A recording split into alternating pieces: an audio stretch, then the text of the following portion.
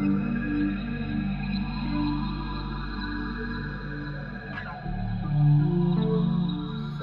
good morning again with Beers with Ben, talking about Volume 3 of my album series. And today we have, it's, it's by Lowe's Foods. I picked it up near my house. It's called Rumpelstiltskin. It's, yeah, grocery store beer. It's actually really good.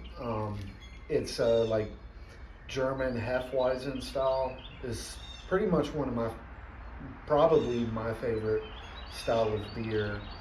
Um, I've had it a number of times, and it's very, very tasty stuff. Uh, it's kind of weird because it's work week. I'm really tired, kind of winding down for the day, and I never drink beer or any alcohol like during the work week, and most weekends I kind of don't either.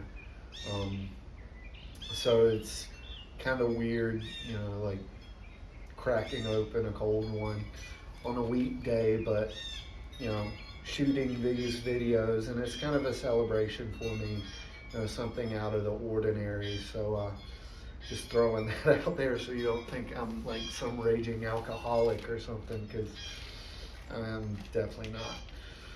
But today we're going to talk about two different songs, but they're kind of the uh, opposite sides of the same coin in a lot of ways. Um, the first one, chapter 32, is called Lectio Divina dash slash whatever Silencio.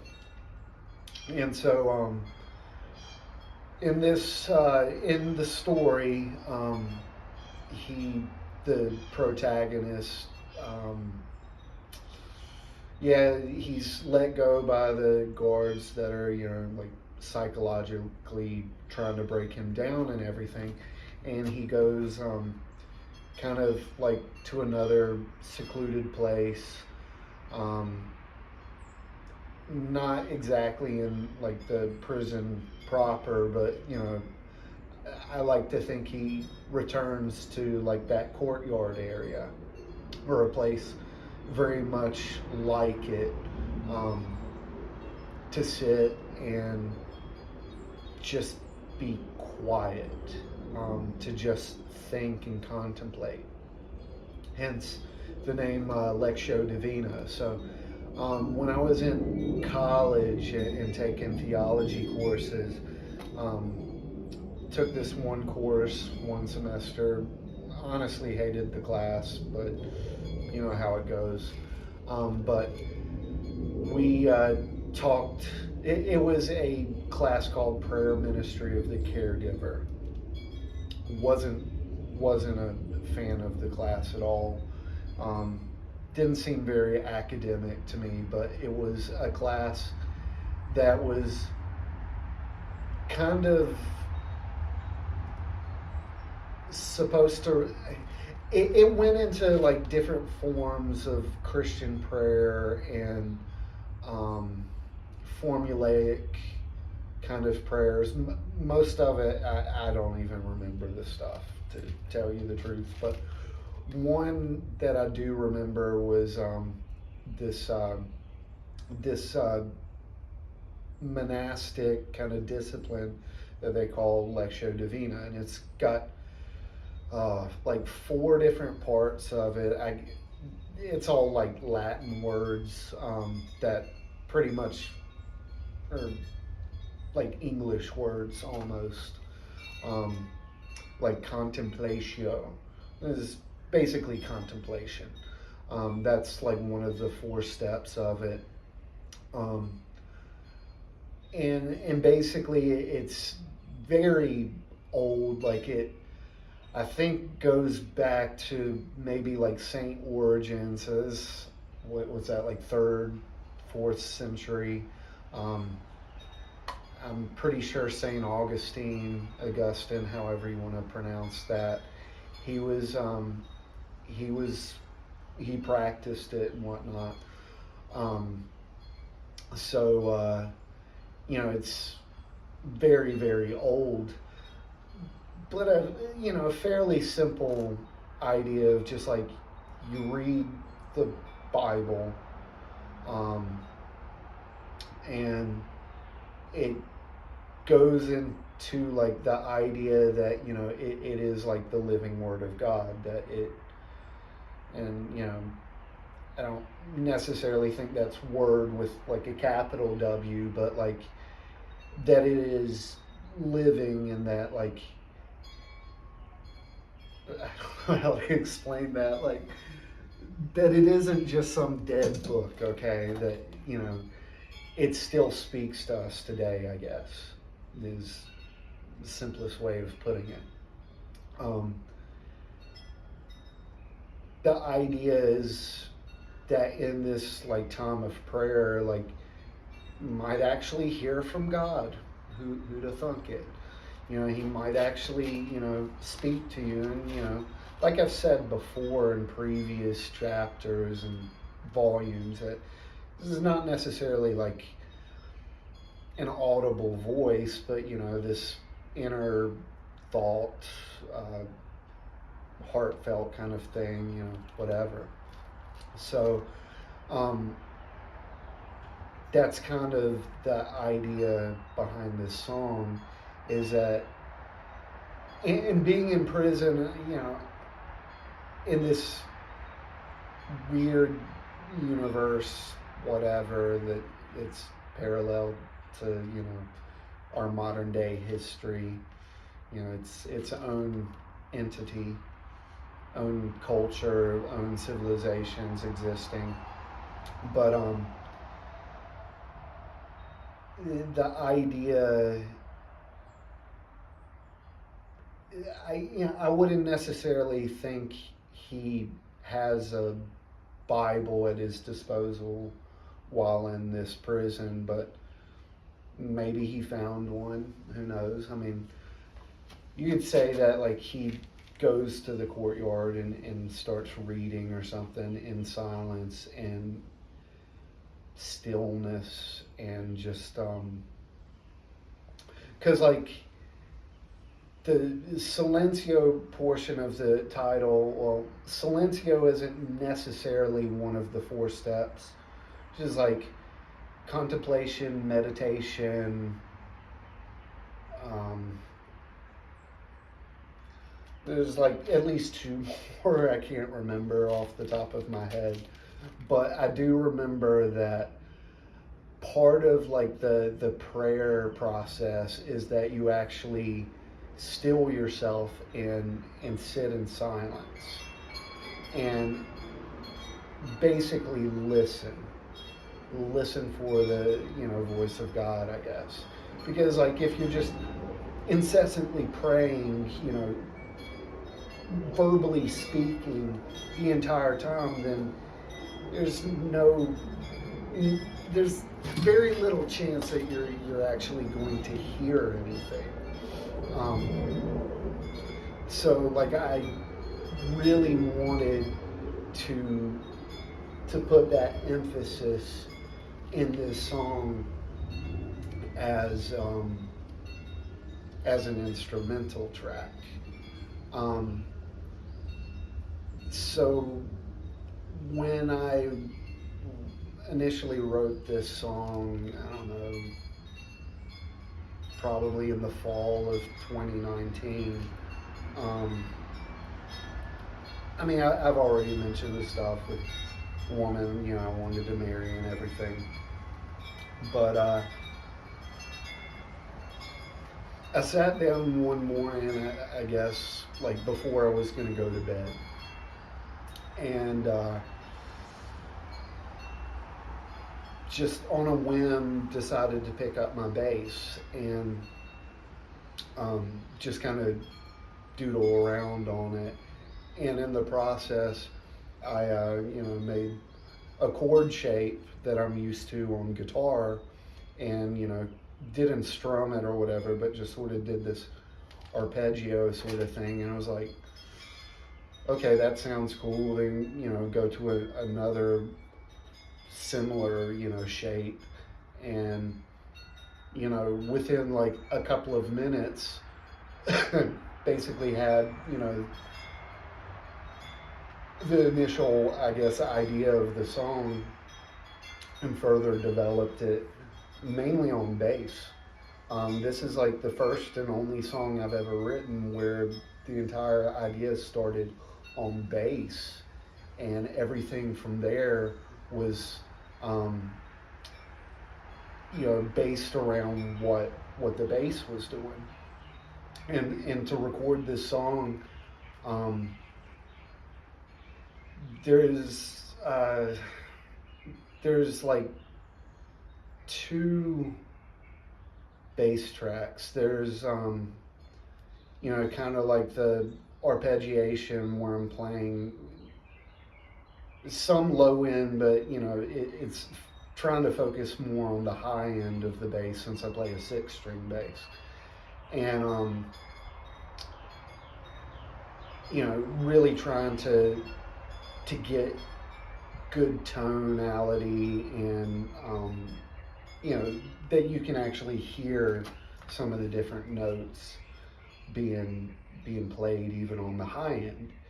And then later on, much later on actually, I ended up doing another simple bass track of just like low end sort of thing, because I was kind of got the idea of like doubling bass, actually listening to like a old Rage Against the Machine song from Evil Empire. I can't remember what song it is, but I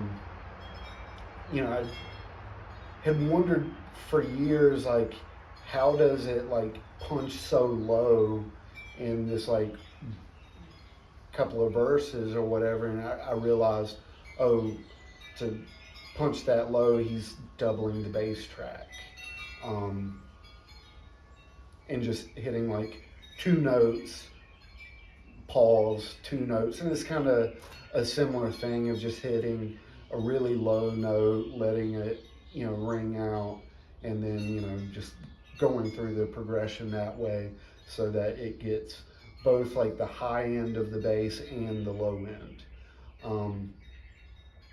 And then the different guitar tracks and whatnot. Um, I did the drums for it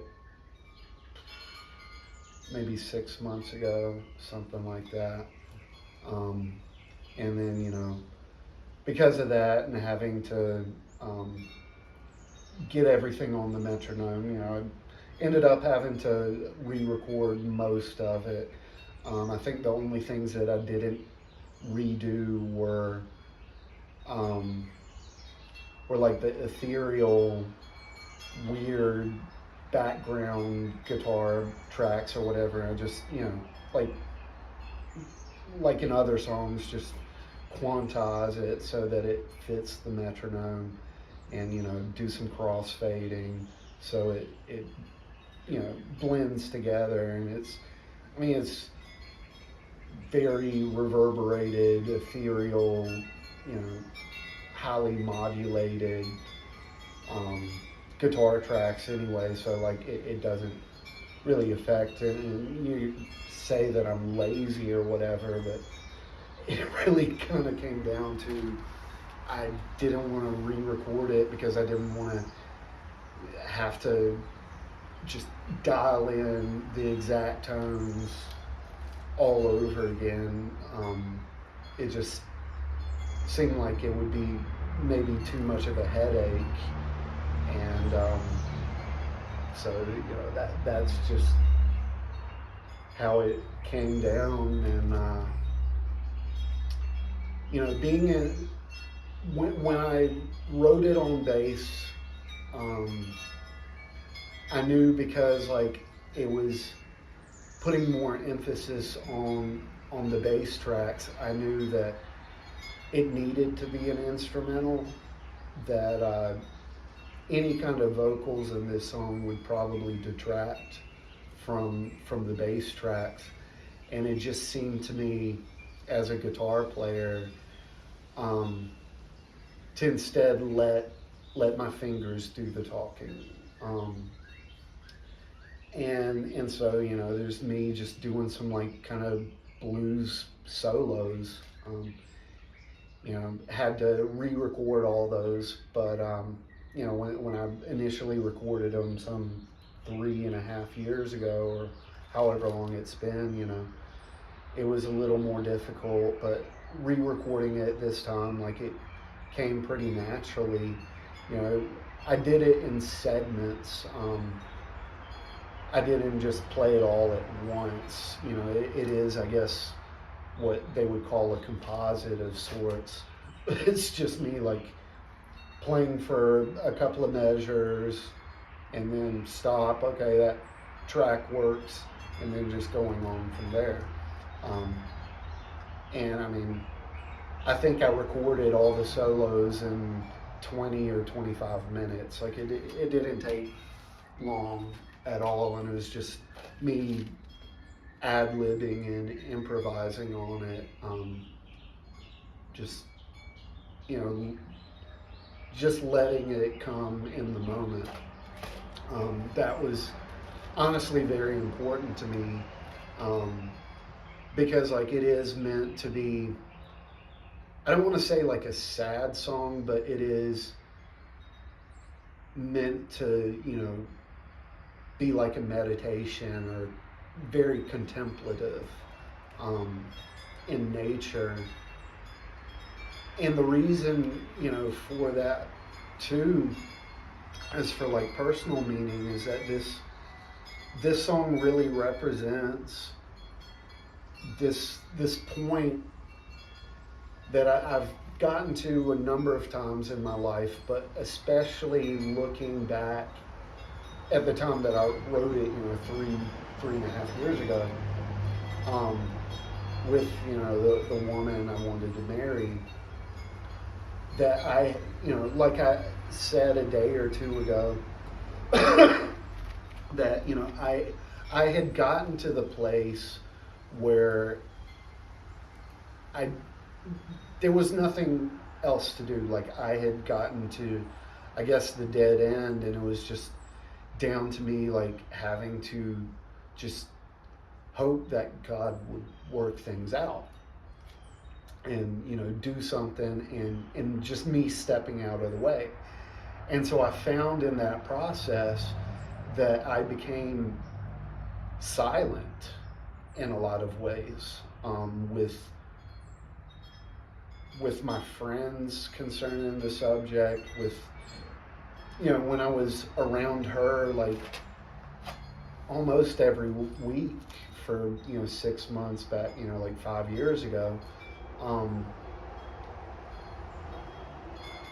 I rarely said a whole lot. And it wasn't like completely out of like fear of offending her or anything like that. I mean, obviously I was aware that anything that I would say could be taken under scrutiny. But more than that, it was at a point that like I didn't need to say anything. And I've found that to be true a number of times, but especially during that time. So there is, this sadness, but just this quietude, I guess, to this song that really represents that. And so, the music itself is all that needs to be said. And so, I mean, it, like, even though all that stuff is, past tense now, I would hope people would listen to it and enjoy the song, obviously. But, like, if somebody wanted to be like, there's something powerful in this song, so I just want to, like, listen to it while, I pray or whatever, it's like, that's, that's exactly what, I would want it to be. And, that would be pretty humbling, or honoring, that for me, I guess, like, that somebody would want to use that art, in their spiritual practices. It's almost like iconography, or whatever, which I think I've mentioned ideas of that before in previous volumes. But anyway, moving on. So, yeah, the opposite end is the next song after that, um, 33, which is called Lamentation. Um, and it's, not not after the it's not about the book of Lamentations and the Bible or anything, but just lamentation in general, this kind of wailing sadness, this sad song, if you will. And so, like, in the story within the universe of the song,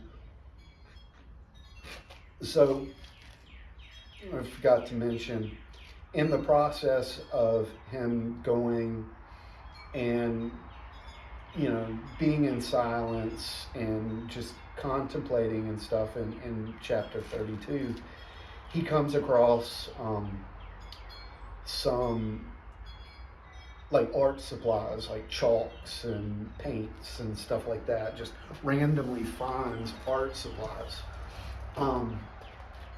And so once he's kind of done with his contemplation, he goes back inside the prison with the art supplies and just starts painting and drawing on one of the walls inside the prison.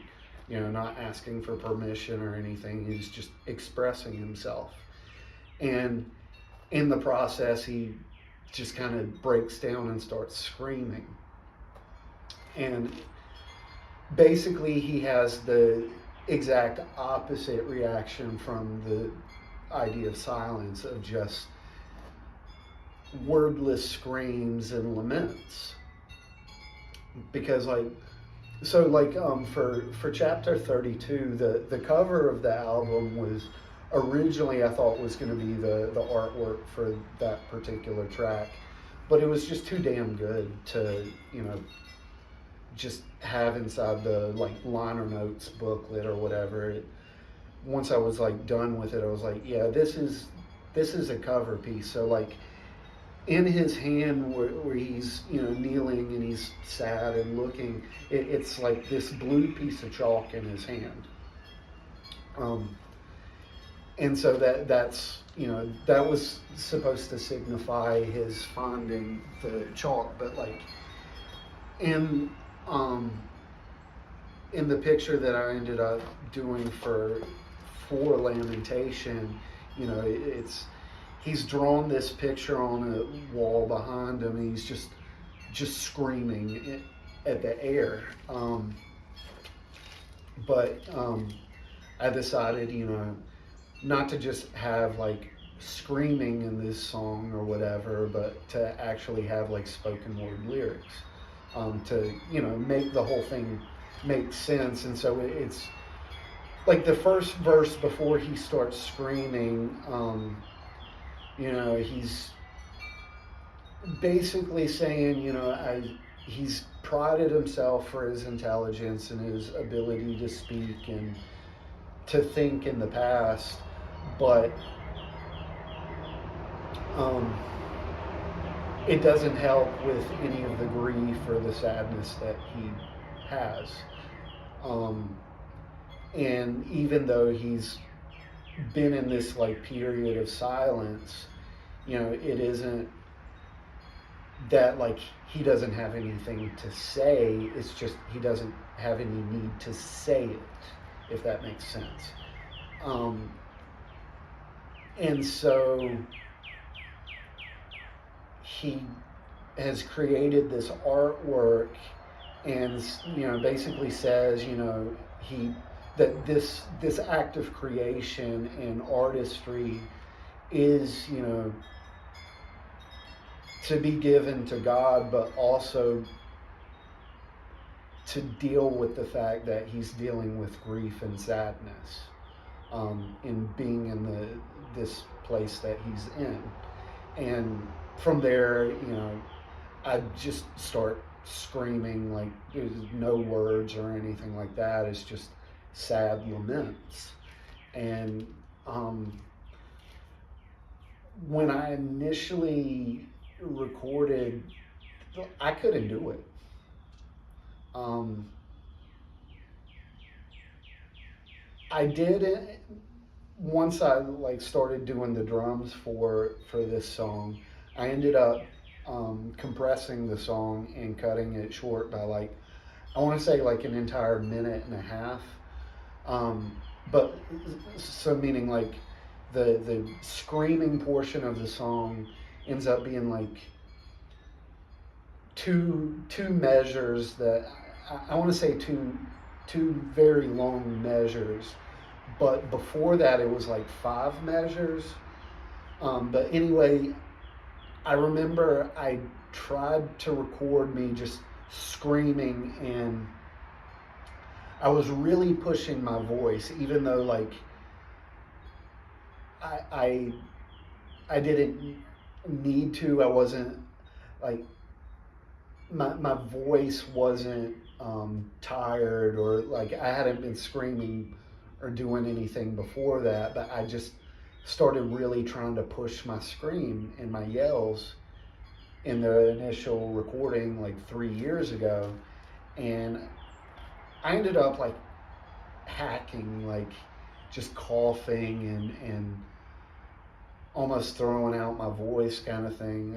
That might be hyperbole, but like I just point being like I couldn't do it. And I wouldn't say like I've grown that much at all as a vocalist, because I don't think I have. I'm not like practicing every day or even every week necessarily. But when I re-recorded it, the vocals, 5 6 months ago, however long it's been, it came like that. Like I think I did it in like one or two takes. I want to say I did the whole thing in one take, and there was one like discrepancy at the very like last scream that I either had to quantize it to kind of get it in like a time spot that I was happy with, or I had to just like re-record just me doing like one scream. But like I never coughed, I never just, it just came naturally. And I just belted it out, and okay, moving on to the next thing, sort of thing. Like it took, just a matter of a couple of minutes to do. So I thought that was really cool that, it was nigh impossible to do, 3.5 years ago. And now it's like I can do it just like that. That's cool. And like that was me not even trying. Like that was just me doing it naturally, and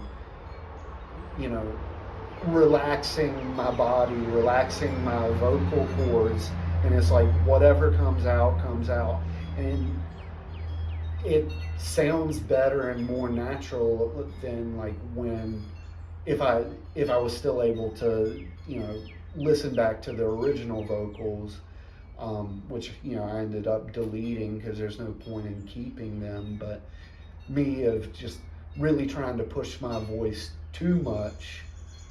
And the thing is, like, there's just as much power, I think, in what I ended up, re-recording than there was before, if that makes sense. But anyway, after the scream, he's basically saying, yeah, I've been in silence.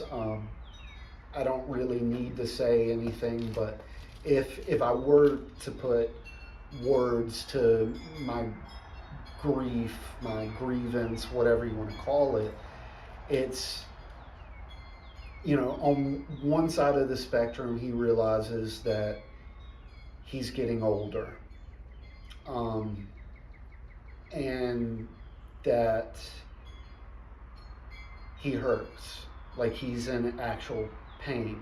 Um, and he says, wit doesn't change how I had a love who died and never resurrected, a relationship rejected by death, which I think, okay, in volume one, I mentioned early on in like chapter 3 or 4, I think, um, that, like he mentions that he had a wife who has died. And so I think he's referencing that without going into like explicit details on how. And for me personally, it was a way of me saying, like, I had been through all this stuff before in like past failed relationships.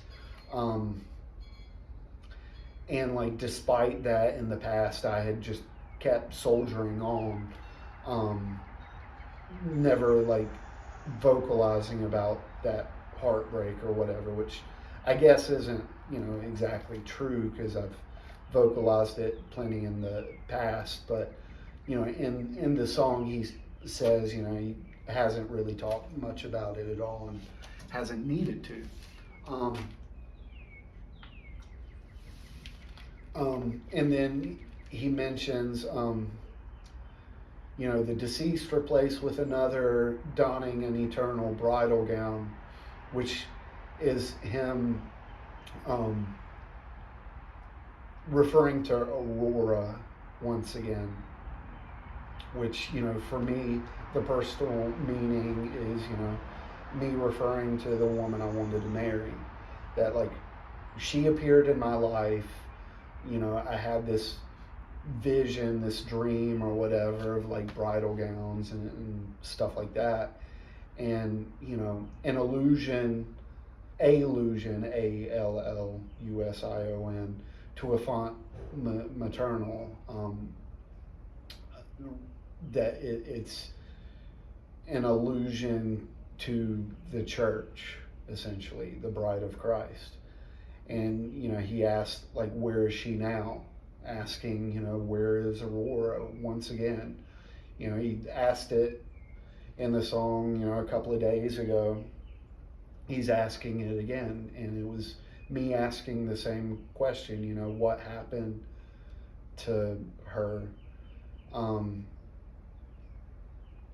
Says, questions, are we left with only la petite mort, which is like a French phrase that it's the little death, and it's like a phrase that the French use for orgasms, and that it's like the connection between sexuality and death and all.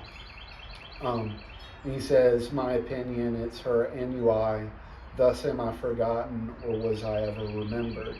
And so, like, that final line is, just me asking that rhetorically, was I forgotten by her? Was I forgotten by, like, her family or mutual friends? Or was I ever really remembered in the first place? Which is just a poetic, me waxing poetic, a way of contemplating, did any of this really matter? Did anybody care in the first place? And so that's essentially both songs in a nutshell, is just dealing with contemplation, on the one hand being silent about it, and the other one just being over it. Really, the personal meaning of lamentation is that you would go through, I would go through periods of, the silence, and then all of a sudden it would just hit me where you're frustrated and you're in pain and everything sucks, right? And you just want to scream. You just want to get on the mountaintop and scream at the top of your lungs. but you can't. That's like the irony of it being in civilization. You just can't do it. Um, and it's not like, oh, I want to like scream anything specific. It's just you want this like wordless lament of, like inward groanings, that sort of phrase. Um, it's just wordless. It's just this like raw, I don't want to say animalistic because it isn't necessarily that, but it's primal. It's getting to the very like core of personality, of heart, of soul, and just wanting to scream out of pain and frustration. Because I mentioned, did I mention it? No, I didn't. Never mind.